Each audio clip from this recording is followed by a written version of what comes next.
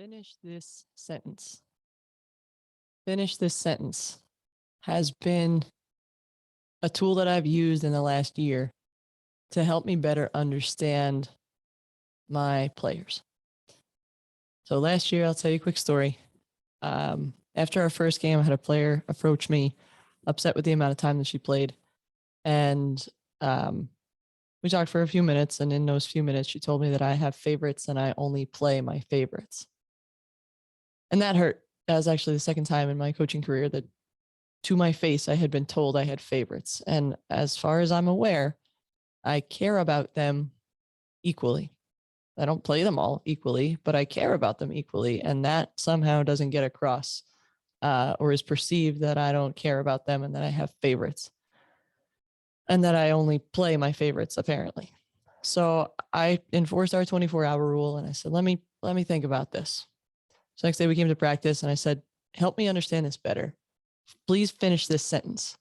I know Coach Kelly has favorites because she blank. Finish the sentence for me. She thought for a couple minutes, like, a minute or two. And she was like, well, you always encourage the same people at practice. I said, okay, is there anything else?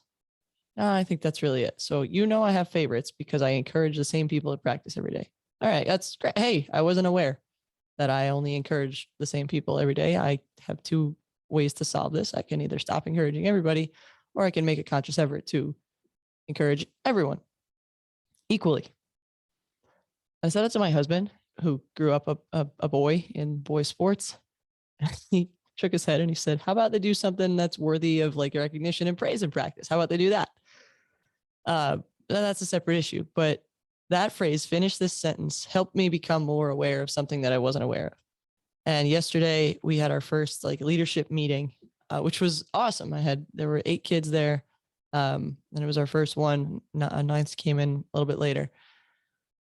And that's what I had them do. I said, finish this sentence. I said, good leaders. There were 2 questions they answered. The first was, why does a team need good leaders? So the finish the sentence would be, a team needs good leaders because, or a team needs good leaders to finish that sentence. And the other was, what makes a good leader?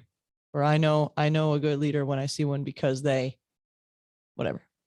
Rather than just asking rhetorical questions, give them a concrete thing that they have to answer. I found that helps direct the conversation a little bit. So that's my challenge for you guys is, rather than just talking at them, which we know they don't retain, allow them to be a part of it, build something with them, co-create something with them that they are a part of.